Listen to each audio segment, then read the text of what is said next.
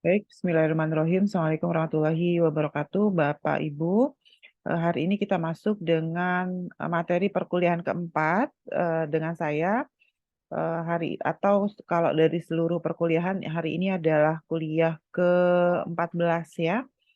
Hari ini saya akan menjelaskan terkait bagaimana aplikasi dari produk-produk hijau dengan adanya produk-produk hijau itu terhadap kalkulasi biaya perusahaan.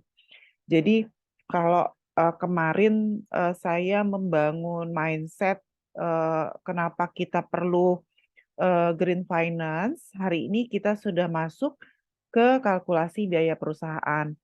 Sebetulnya seperti yang sudah berkali saya sampaikan dalam pertemuan pertama, kedua, ketiga dengan saya, cara bikin neracanya sama, cara buat laporan laba ruginya sama, arus kasnya sama dengan yang disampaikan oleh Bu Livi. Jadi sebetulnya green finance itu tidak mengubah metodologi dalam pembukuan, tetapi green finance itu merubah komponen-komponen biaya yang harusnya masuk seperti itu. Jadi kalau misalnya sebelumnya kita tidak ada biaya pengolahan limbah, itu misalnya dengan adanya dengan perusahaan kita sudah memasukkan konsep green company, maka seharusnya sudah masuk biaya pengolahan limbah.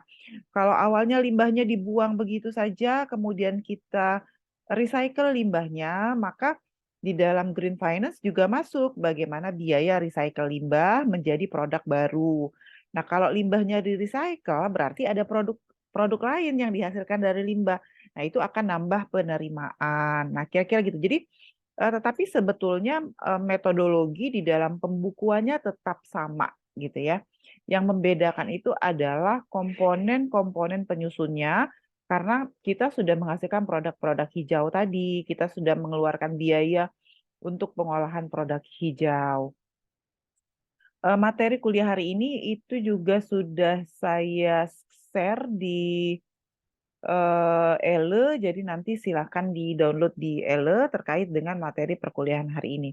Nah, ini adalah materi hari ini, aplikasi produk hijau dalam kalkulasi biaya perusahaan. Sebetulnya terlepas dari itu semua, bentar ya, saya loncat dikit dulu. Ada materi. Nah, ini. Jadi sebetulnya kalau kita bicara, atau saya pindahin ke depan, kayaknya, bentar ya. Kayaknya bagian ini pindah ke depan aja.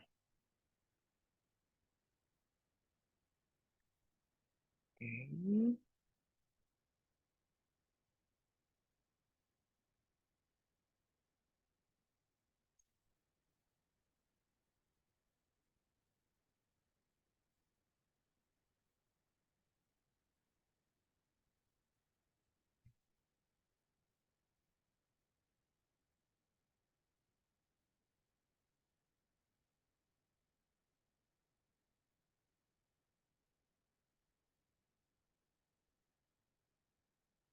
Oke, jadi kita akan coba eh, pelajari bagaimana aplikasi produk hijau dalam kalkulasi biaya perusahaan. Nah, ini adalah tahapan penerapan manajemen keuangan. Makanya kemarin saya bilang, saya jelaskan bahwa sebetulnya kita tuh nggak bisa membuat green finance management kalau seandainya perusahaan kita itu dari awal memang tidak melakukan atau tidak memproduksi produk-produk yang green. Kalau memang di awal perusahaan kita itu tidak mengolah limbahnya menjadi produk turunan lain gitu. Nggak bisa kita sebut keuangan kita itu sebagai green finance management. Jadi green finance management itu ada di mana? Nah, ya, mata kuliah kita itu sebetulnya adanya di sini nih, di bawah sini. Gitu, setelah serangkaian step, mulai dari bahan kuliah pertama, kedua, ketiga itu diterapkan. Jadi di tingkat perusahaan, apa dulu sih yang harus kita lakukan sehingga nanti kita bisa sampai ke sini? Mata kuliah kita tuh sebetulnya ada di sini, di bawah sini, Green Finance and Green Accounting sebetulnya. Tetapi untuk bisa sampai ke sini, kita harus identifikasi dulu life cycle perusahaan kita itu kayak apa sih gitu. Jadi jangan sampai, jadi kita harus, kemarin kan kita harus meredefinisi ya perusahaan kita itu, kalau memang ternyata produk yang kita hasilkan itu memang betul-betul tidak bisa kita green kan, maka kita harus akuisisi produk hijau lain gitu yang bisa masuk ke dalam perusahaan kita. Atau kita perbaiki manajemen rantai pasoknya supaya bisa jadi lebih green. Sehingga yang pertama kali harus dilakukan untuk bisa sampai ke green finance and green accounting, itu kita harus identifikasi life cycle produk kita itu seperti apa. Tentu sudah harus memasukkan berbagai hal terkait dengan green. Yang kedua, kita balik ke share wealth, pembagian kesejahteraan, pembagian kemakmuran yang kemarin saya bahas diajukan oleh Porter and Kramer tahun 2011. Bagaimana share dari kemakmuran itu dicapai dengan melibatkan life cycle stage-nya tadi. Lalu setelahnya, boleh ya, kita boleh lakukan kalkulasi life cycle assessment, kemudian bisa pakai economic feasibility analysis. Jadi tidak lagi kalau kita sudah perusahaan kita, PPT-nya belum terlihat, Bu. oh PPT-nya belum terlihat, your screen is paused. Ya, Wah, Bu. bentar ya. Nggak tahu apa di saya aja bagaimana. Sebentar ya. Sebentar.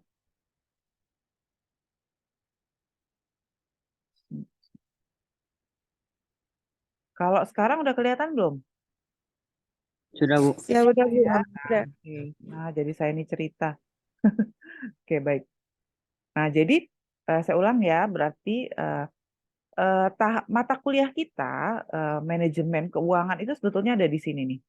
Nih, Green Finance and Green Accounting. Jadi pelajaran kita tuh sebetulnya ada di sini. Tetapi kita nggak bisa bikin Green Finance and Green Accounting itu kalau seperti minggu lalu saya sampaikan, kita tidak paham bagaimana membentuk bisnis yang green. Bagaimana perusahaan kita itu menjadi green company. Makanya dari awal saya sampaikan bahwa bahkan untuk menjadi green company itu kita harus minta kepada perbankan yang sudah green juga, kira-kira gitu.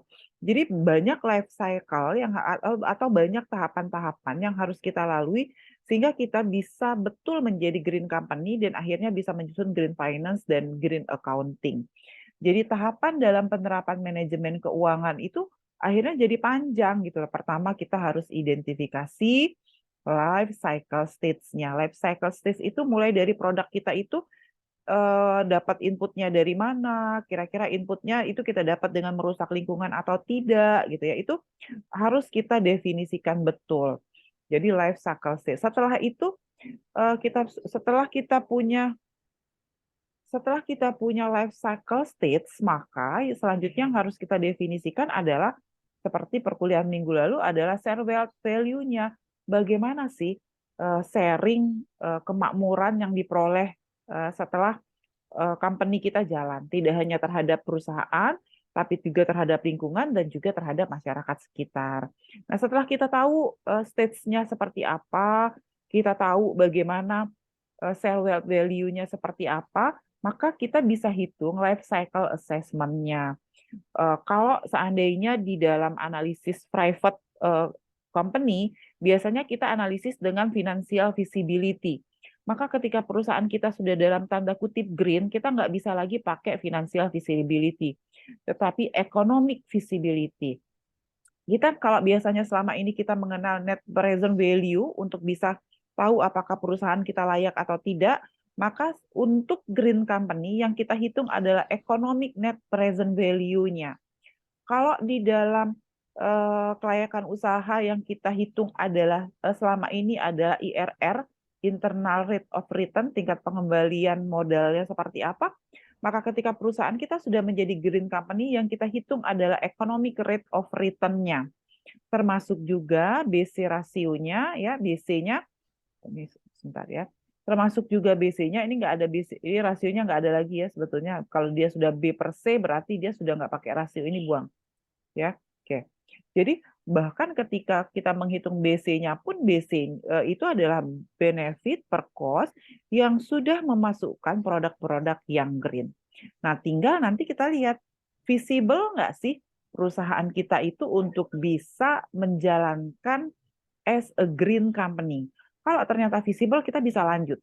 Tapi kalau ternyata tidak visible, kan kemarin seperti disampaikan Pak Fauzi, bahwa nggak visible, biayanya lebih gede ternyata daripada penerimaan. Kalau nggak visible, balik lagi.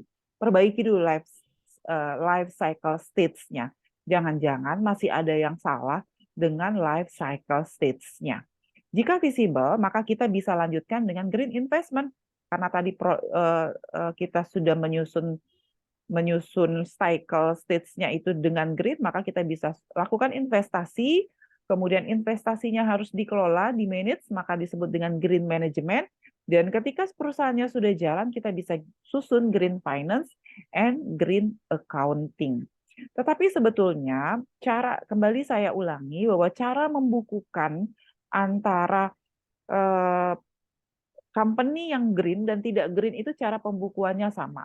Yang membedakan adalah komponen-komponen penyusunnya. Jadi kalau kita bisa misalnya mengatakan bahwa pendapatan itu adalah selisih dari penerimaan dikurang biaya, nah, itu sama rumusnya. Persoalannya adalah nanti biayanya itu jadi lebih lengkap. Kalau sebelumnya hanya biaya produksi, sekarang sudah masuk biaya pengolahan limbah sebagai konsekuensi dari perusahaan kita melaksanakan green company tadi. Atau justru penerimaannya bisa nambah karena awalnya limbahnya cuma dibuang, kemudian sekarang diolah ternyata bisa jadi pupuk. Maka di penerimaan bisa nambah, tidak hanya ada produk utama tapi juga ada produk sampingan berupa pupuk dari limbah. Nah, itu life cycle yang perlu kita bangun gitu. Jadi pastikan kita punya life cycle yang memang secara kuantitatif ketika kita hitung itu visible, baru bisa kita lanjut membangun perusahaan yang green company, sampai terakhir kita bisa susun green finance dan green accounting. Ya, saya tentu tidak akan mengulang metode pembukuan yang sudah disampaikan Bu Livi dan Bu Laila, tapi saya akan mengulas komponen-komponen yang mungkin muncul di dalam perhitungan kalkulasi biaya perusahaan. Jadi ketika perusahaan sudah melakukan, kan kemarin salah satu alternatif yang bisa dipakai ketika kita menuju ke green company itu adalah dengan melakukan diversifikasi produk ya. Maka biasanya ketika perusahaan kita sudah green itu kita tidak hasilkan hanya satu jenis produk, tapi ada berbagai produk. Jadi bisa satu kali proses produksi kita menghasilkan beberapa produk secara bersamaan, atau ada produk utama, ada produk sampingan. Misalnya nih kayak kemarin Pusri, produk utamanya tetap pupuk urea seperti itu, tetapi ada hasil pengolahan limbah yang kemudian ternyata bisa menjadi pupuk organik dan pupuk organiknya bisa dijual sebagai produk sampingan. Ya.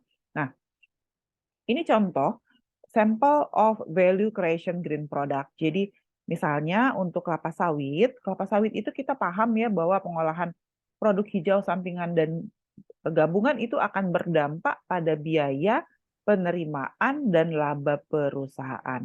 Kita paham bahwa kelapa sawit itu produknya macam-macam sebetulnya. Yang pertama, kalau dia dari TBS-nya itu bisa ada cangkangnya dan juga ada bijinya yang bisa jadi minyak ya. Kemudian ada batang, ada pelepah. Batang bisa jadi kayu, jadi apa ya, semacam kayu gitu. Kemudian bisa jadi glukosa, sementara pelepahnya itu bisa jadi pelepah dan cangkang itu bisa diolah menjadi bio-oil. Kemudian intinya itu bisa jadi bioplastik, bahan baku polyester, biokomposit, kemudian substitusi bahan bakar ya.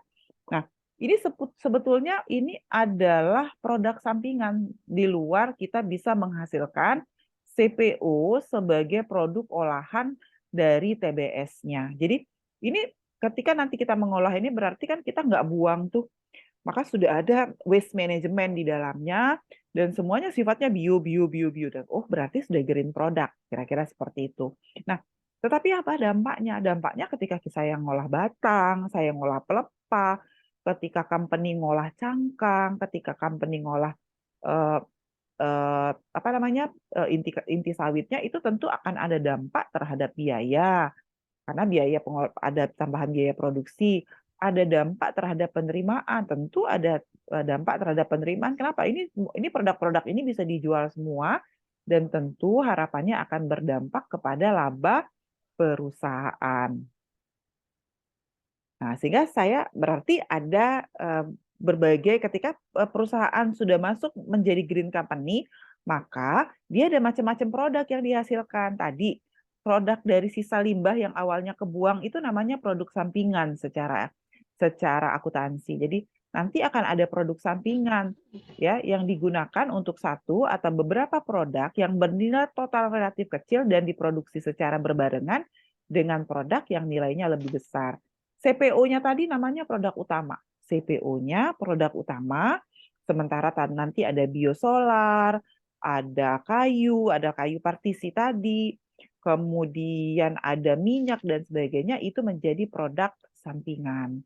Tetapi juga kita bisa hasilkan produk gabungan. Artinya dalam akuntansi itu kadang ada proses produksi itu yang dalam satu kali proses produksi itu bisa menghasilkan beberapa jenis produk ya secara bersamaan. Kalau yang ini, kalau produk utama dan sampingan itu beda waktunya. Produk utama dulu diproduksi, baru hasilkan produk sampingan. Tapi kalau produk gabungan itu dia dihasilkan secara bersamaan dalam satu kali proses produksi. Sebetulnya dalam konteks produk gabungan untuk green company saya belum melihat ya. Kalau di Indonesia mungkin belum ada lah ya green company yang menghasilkan produk gabungan secara bersamaan. Biasanya ada produk utama dan kemudian ada produk sampingan. Sifatnya apa? Ini tadi sudah, ini sama seperti yang tadi. Produk sampingan tadi, produk yang hasil pengolahan si pabrik CPO tadi, ada yang bisa langsung dijual. Jadi begitu dia selesai diolah bisa langsung dijual. Jadi tanpa harus yang dijual tanpa dalam bentuk asal tanpa memerlukan proses lanjutan. Tetapi ada produk sampingan yang memerlukan proses lanjutan untuk dapat dijual. Misalnya nih, kalau saya kembali ke pohon kelapa sawit tadi, untuk bisa jadi kayu ini, untuk bisa jadi bahan polyester atau untuk ini kan dia harus diolah. Artinya sebetulnya perusahaan tidak hanya mengeluarkan biaya pengolahan dari TBS menjadi CPO, tetapi juga perusahaan itu harus ngeluarin biaya pengolahan dari batang jadi kayu, dari batang jadi glukosa, dari pelepah jadi bio oil, dari cangkang jadi bio oil, atau bisa juga dari TKKS ini menjadi plastik, menjadi biokomposit, menjadi bahan baku substitusi untuk gas gitu ya. Jadi ada dua biayanya di sini, keluar biaya untuk produk utama, untuk produk sampingannya juga nanti ada biaya karena produk sampingannya harus diolah dulu sebelum dijual. Tapi secara akuntansi sebetulnya ada produk sampingan itu yang bisa langsung dijual tanpa harus melalui pengolahan. Sementara produk gabungan itu biasanya adalah produk yang dalam satu kali proses produksi itu bisa dihasilkan barang secara bersama-sama. Nah, cara membukukan produk, kalau seandainya dia bentuknya produk sampingan, bagaimana metode kalkulasinya? Nah, ya sebentar. Metode kalkulasinya yang pertama kita bisa membukukan ini hasil penjualan produk sampingan itu sebagai pendapatan lain-lain. Jadi nanti ada pendapatan tambahan. Atau bisa sebagai hasil penjualan tambahan di laporan laba ruginya. Atau bisa juga mengurangi harga pokok penjualan, mengurangi biaya. Lalu mengurangi biaya pabrikasi produk utama. Yang kedua, pendapatan dari penjualan produk sampingan setelah dikurangi biaya untuk memasarkan dan dikurangi lagi dengan biaya pemrosesan itu akan dicantumkan seperti metode pertama, dan yang ketiga adalah dengan menggunakan metode nilai pasar. Jadi dijual saja ke pasar, nanti penerimaannya berapa langsung masuk ke laporan laba rugi. Nah, ini contoh ya bagaimana kita memasukkan hasil dari produk sampingan green product yang kita olah tadi ke dalam laporan laba rugi kita sebagai pendapatan lain-lain. Jadi di dalam laporan laba rugi, kalau di sini sudah ada laba total dari CPO-nya, maka ini ada pendapatan lain-lain, hasil penjualan produk sampingan, sehingga dia nambah. Awalnya laba operasinya hanya 3 juta, ditambah hasil penjualan produk sampingan dia jadi 4.500.000 misalnya gitu. Yang kedua, hasil penjualan produk sampingan itu juga bisa dipakai untuk memperkecil biaya produksi. Jadi ini persediaan awal ya. ini total biaya produksinya adalah 16.500.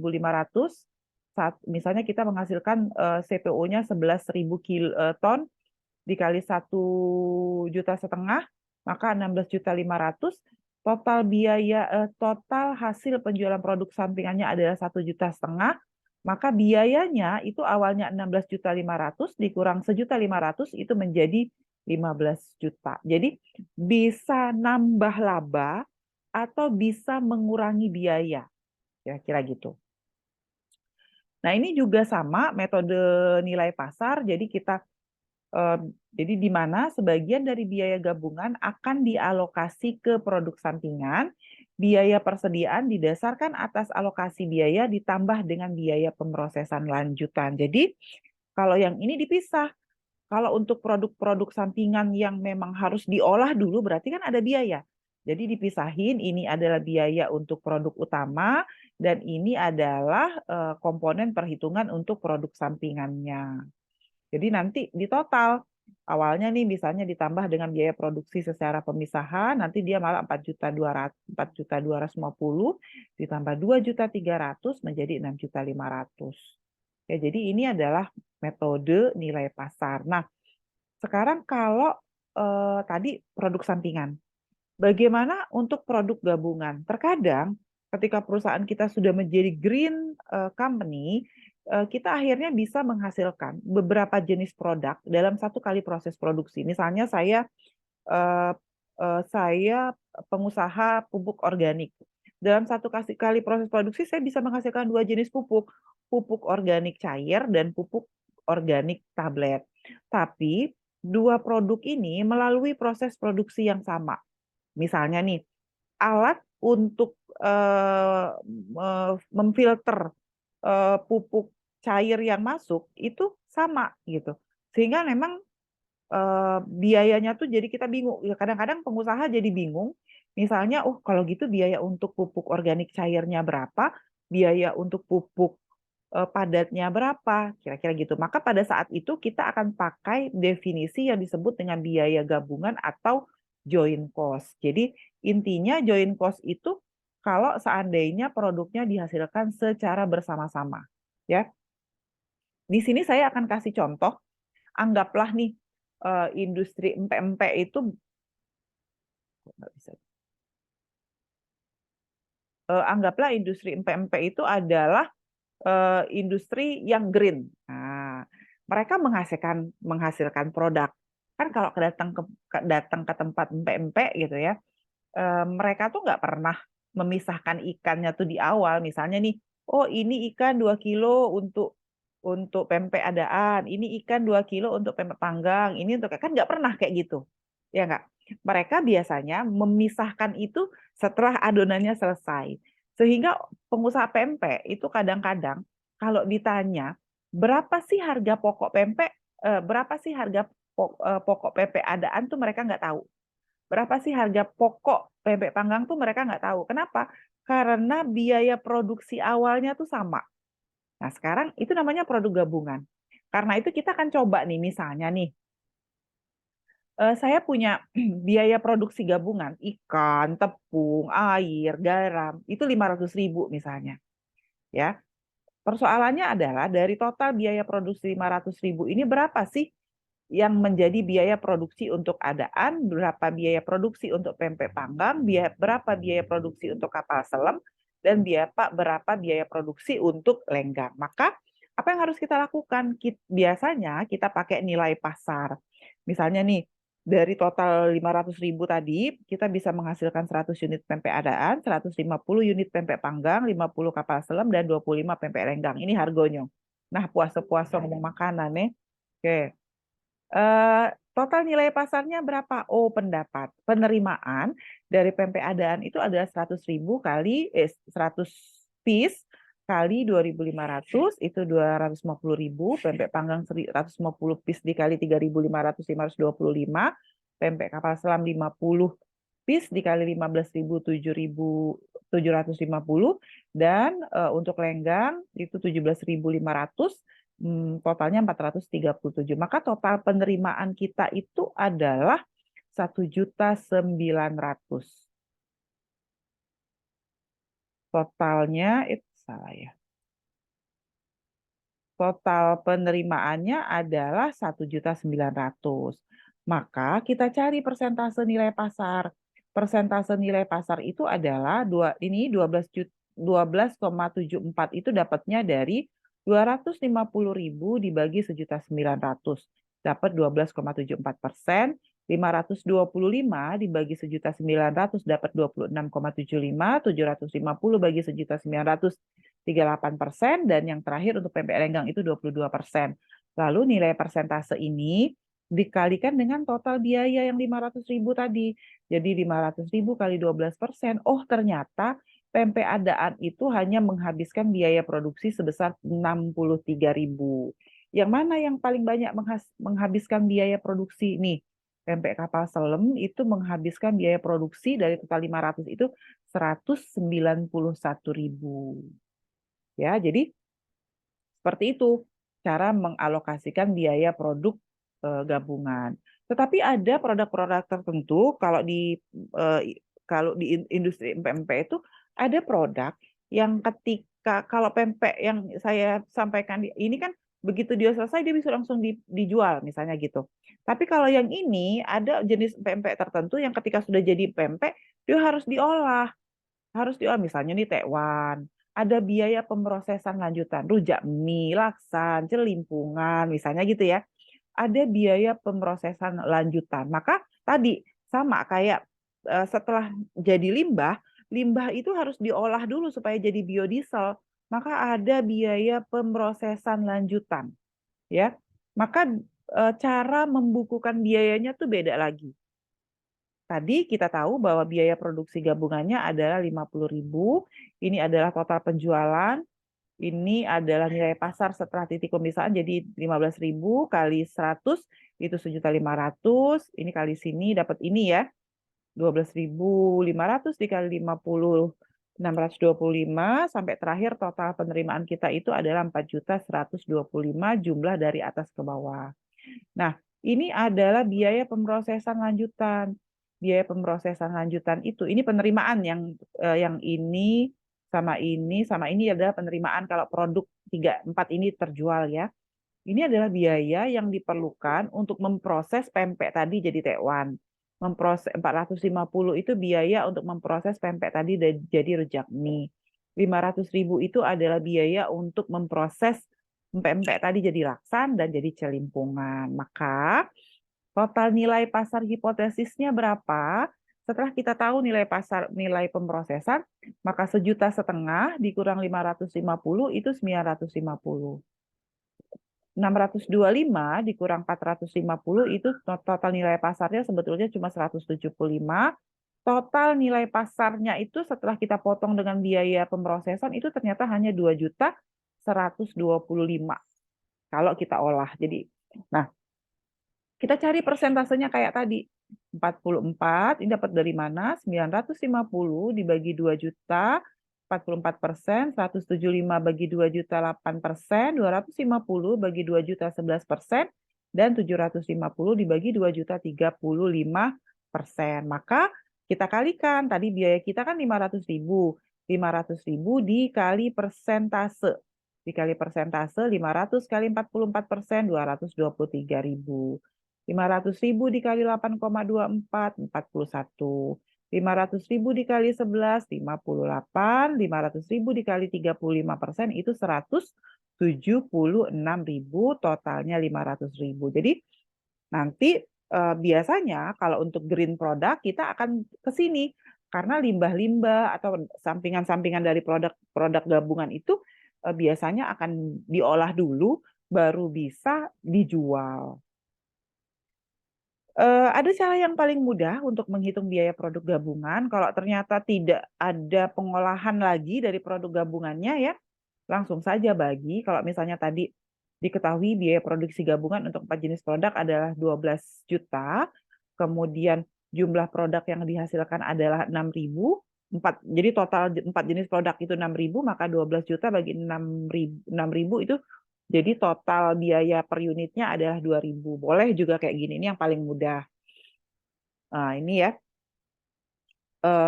Jadi 2.500 Kalau misalnya total penerimaan total unitnya 6.000 unit yang dihasilkan, ini biayanya, maka ini tadi 12.000, langsung 12.000 bagi 6.000, biaya per unitnya 2.000, kira-kira gitu.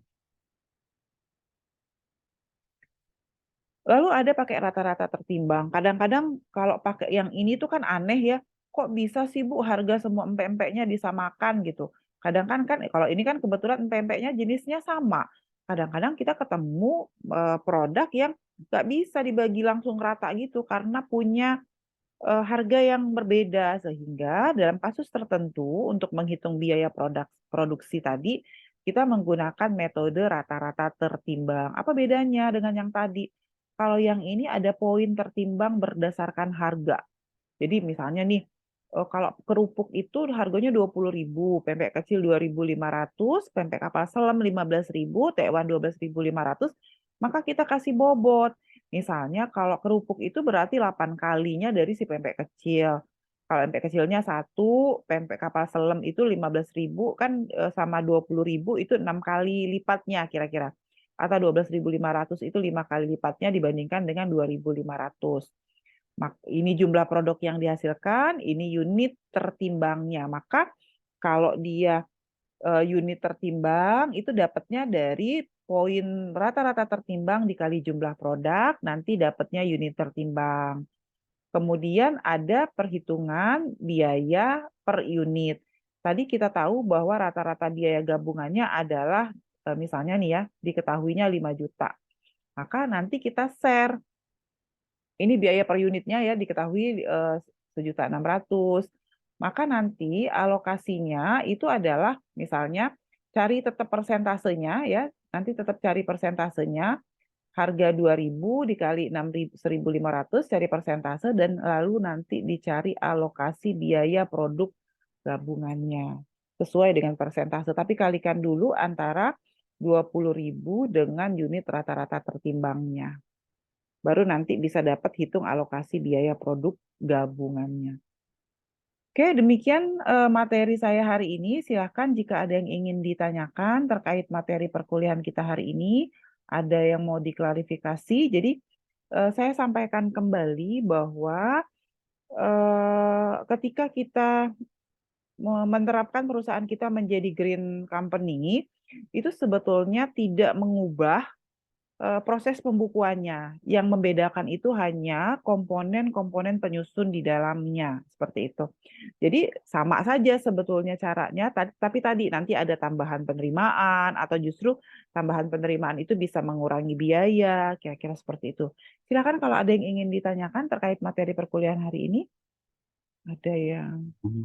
Boleh, Bu? Ya, silakan.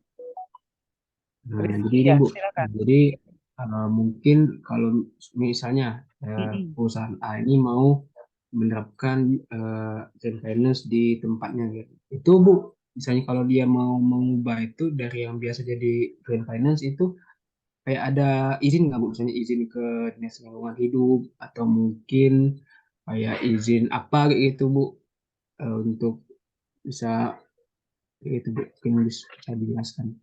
Oke, baik.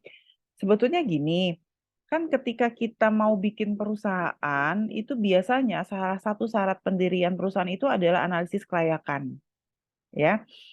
Dan kalau kita bicara komponen kelayakan yang lengkap, di dalamnya ada analisis kelayakan lingkungan, analisis kelayakan sosial. Artinya sebetulnya harusnya tetap dapat izin seperti itu. Tetapi memang kadang-kadang kita harus akui di Indonesia itu hal-hal yang kayak gitu itu seperti diabaikan. Jadi sekarang sebetulnya perusahaan tidak perlu lagi khawatir misalnya mau lapor kemana dan seperti apa, karena perusahaan-perusahaan yang green ini kan nanti dapat penghargaan proper, kira-kira gitu.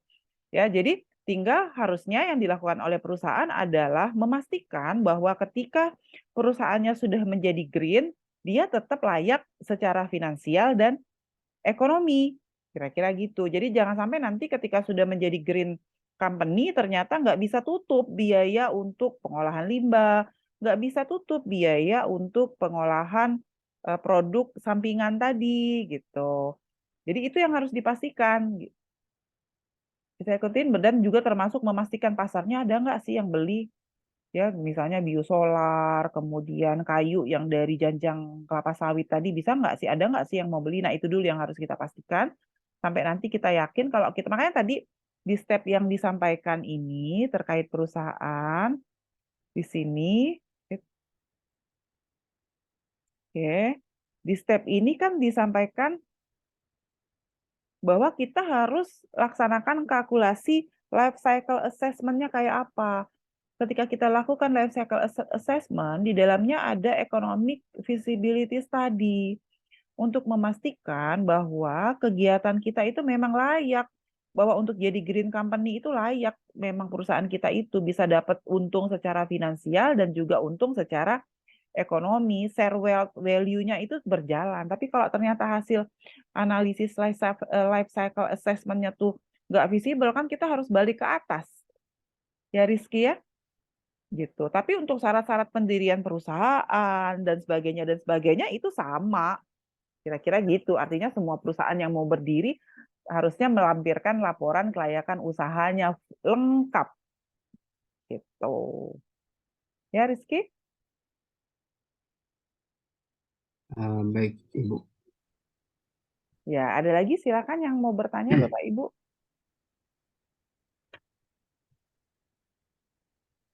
Silakan kalau ada yang ingin ditanyakan terkait materi kuliah hari ini. Oke, Bapak Ibu, kita masih ada 1 kali kuliah ya.